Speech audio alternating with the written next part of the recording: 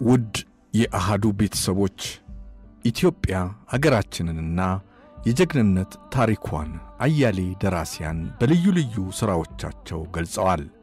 ለምሳሌ የጥቁሮችን ታሪክ በመጻፍ የሚታወቀው ጆን ሆፕ ፍራንክሊን ፍሮም ስሌቨሪ ቱ ፍሪደም የተሰኘ መጽሐፍ አለው። ይህን መጽሐፉን ከባርነት ወደ ነጻነት ብለን ወደ አማርኛ ልንተረጉመው እንችላለን። ታዲያ ደራሲው ጆን ሆፕ ፍራንክሊን በመጽሐፍ ውስጥ ስለ ኢትዮጵያ የሚከተለውን ብሏል።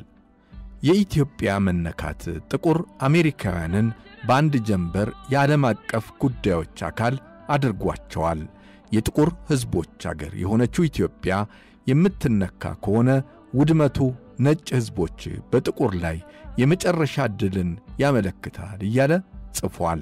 እናም የፋሺዝም ወረራ፣ የቅኝ ግዛት፣ የከፋፍለህ ግዛው የባዕዳን ጉልበት ኢትዮጵያ ውስጥ ድባቅ ተመቷል።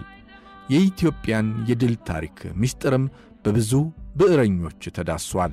ኢትዮጵያውያን የሀገራቸውን ነጻነት አስከብረው የኖሩት ጠላት ሲወራቸው በአንድነት በመቆማቸው፣ አንድ ሆነው ወደ ጦር አውድማ በመግባታቸው፣ አንድ ሆነው በመዋጋታቸው፣ አንድ ሆነው የድል ባለቤት መሆናቸው እንደሆነ ታሪኮቻቸው ያሳያሉ።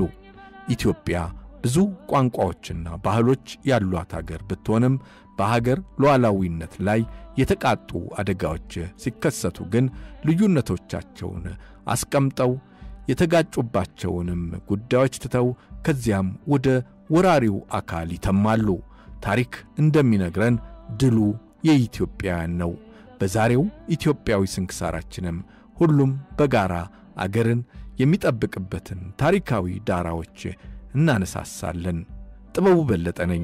ኢትዮጵያ በታሪክ ውስጥ በልዩ ልዩ ወቅቶች የህልውና አደጋ ተጋርጦባታል። እነዚህን አደጋዎችም እየተጋፈጠቻቸው በማለፍ ነጻነቷንና ክብሯን አስጠብቃ ኖራለች። ነጻነትና ክብር የሚገኘው ደግሞ በልጆቿ ያልተቆጠበ ተጋድሎና መስዋዕትነት ነው። ኢትዮጵያውያን የፈተናዎችን ውጣ ውረድ አልፈው የስኬት ማማ ላይ የሚበቁት ተደራጅተው ኅብረት ፈጥረው አንድ ሆነው ለአንዲት ኢትዮጵያ ሲዋደቁ ነው። ኢትዮጵያ ወይም ሞት በማለት ሚሊዮኖች ለነጻነትና ለክብሯ ተዋድቀው ታላቂቱን ኢትዮጵያ ለትውልድ አስረክበዋል። ያችን ትልቋን ኢትዮጵያ ምስሏን በማየት የቀድሞው የደቡብ አፍሪካ የነጻነት ታጋይና የሀገሪቱ ፕሬዝደንት የነበሩት ኔልሰን ማንዴላ A Long Walk to Freedom በተሰኘው የግል ታሪካቸው መጽሐፍ ውስጥ ስለ ኢትዮጵያ ፍቅራቸው እንዲህ ይላሉ። ኢትዮጵያ በእኔ ውስጥ የተለየ ስፍራ አላት። ኢትዮጵያን መጎብኘት ፈረንሳይን፣ እንግሊዝን፣ አሜሪካንን አንድ ላይ ከመጎብኘት የበለጠ ያረካኛል በማለት ጽፈዋል ፕሬዝደንት ኔልሰን ማንዴላ። ቀጠሉም እንዲህ አሉ። የኢትዮጵያን አፈር ስነካ የተፈጠርኩበትንና አፍሪካዊ መሠረቴን የተቀበረበትን ስፍራ ያገኘሁ ያህል እሆናለሁ እያሉ ማንዴላ ጽፈዋል። በተላላቅ የምድሪቱ ሰዎች እዝነ ልቦና ውስጥ ታትማ የኖረችው ኢትዮጵያ ምስጢሯ ምንድን ነው ቢባል የነጻነት ምድር መሆኗ ነው። ነጻ ሀገር፣ ነጻ ሕዝብ በመሆኗ ኢትዮጵያ በነ ኔልሰን ማንዴላ፣ በነ ከዋሜ ንክሩማህ፣ በነ ጁልየስ ነሬሬ፣ በነ ሴዳር ሴንጎር፣ በነ ኬነት ካውንዳ፣ በነ ጆሞ ኬንያታ እና በሌሎችም የአፍሪካን ነጻነት ለማምጣት በታገሉ ታላላቅ ሰዎች ልብ ውስጥ ተቀምጣለች። ታዲያ ይህ የኢትዮጵያ ፍቅር ኃያል እንዲሆን ያደረጉት ደግሞ ጀግኖች ልጆቿ በከፈሉት መሥዋዕትነት ነው። የኢትዮጵያ ዳር ድንበር ብሎም መሐሏ ጭምር አፈሩ ተለውሶ የተፈጠረው በልጆቿ ደምና አጥንት ነው። ለዚህም ነው ኔልሰን ማንዴላ የኢትዮጵያን አፈር ስነካ የአፍሪካዊነት መሠረቴን አገኛለሁ ያሉት።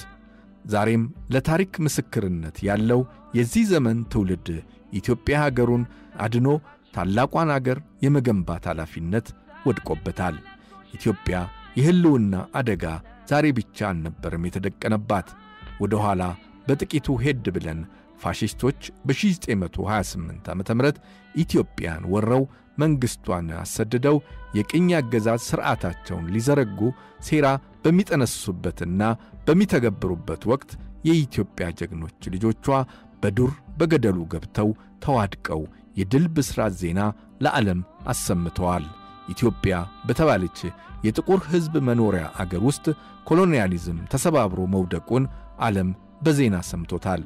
በዚያን ወቅት ማለትም መጋቢት 28 ቀን 1933 ዓ.ም እዚህ አዲስ አበባ ውስጥ የነበረ የአሜሪካ ጋዜጠኛ ያየውን ሲጽፍ እንዲህ አለ። በጣም የሚያስፈሩ አርበኞች አዲስ አበባ ገብተዋል። ከየት እንደመጡ ስጠይቅ ከቡልጋ በረሃ ውስጥ የመጡ ናቸው አሉኝ። እነዚህ አርበኞች የአውሮፓን ትልቅ ጦር የኢጣሊያን ሰራዊት ጥለው ሀገራቸውን ነፃ ያወጡ ናቸው እያለ ጽፏል። ሌሎችም ጋዜጠኞችና ታዛቢዎች ያዩአቸውን የድል ታሪኮች ዘግበዋል።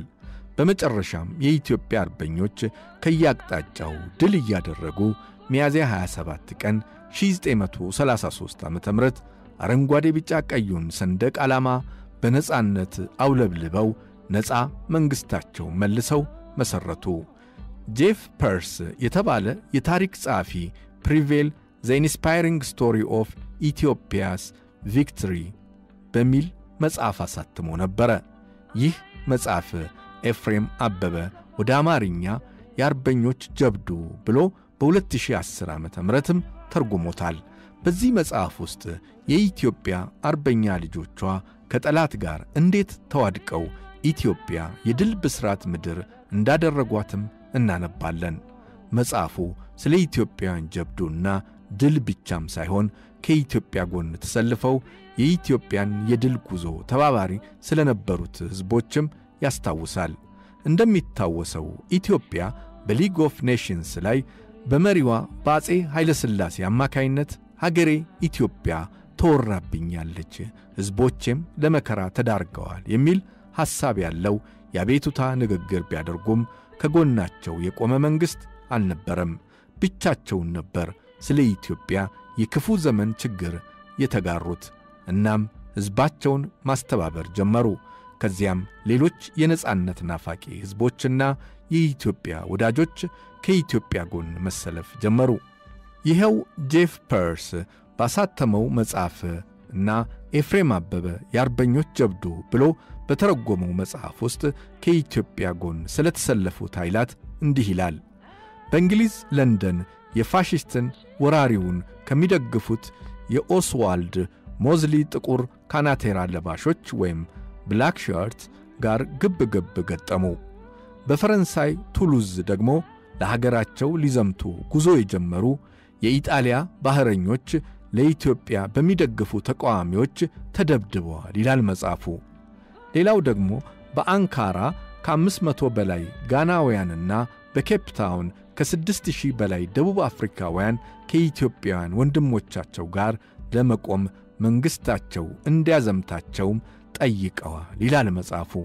ይቀጥልና እንዲህ ይላል። በፈረንሳይና ስፔን ስር በነበረችው ሞሮኮ ሙስሊም አረቦች የሳህራን በረሃ አቋርጠው ወደ አባይ መነሻ ኢትዮጵያ በመጓዝ ሊፋለሙ ቆርጠው መነሳታቸውንም መጽሐፉ ያስታውሳል። በሜክሲኮ ሲቲ ወጣት ኮሚኒስቶች ስለ ኢትዮጵያ ብለው ሰልፍ ወጥተው ከፖሊሶች ጋር በከፍተኛ ግጭት ውስጥ ነበሩ እያለ ፕሪቬል ዘ ኢንስፓይሪንግ ስቶሪ ኦፍ ኢትዮጵያስ ቪክትሪ በተሰኘው መጽሐፉ ጄፍ ፐርስ ገልጿል።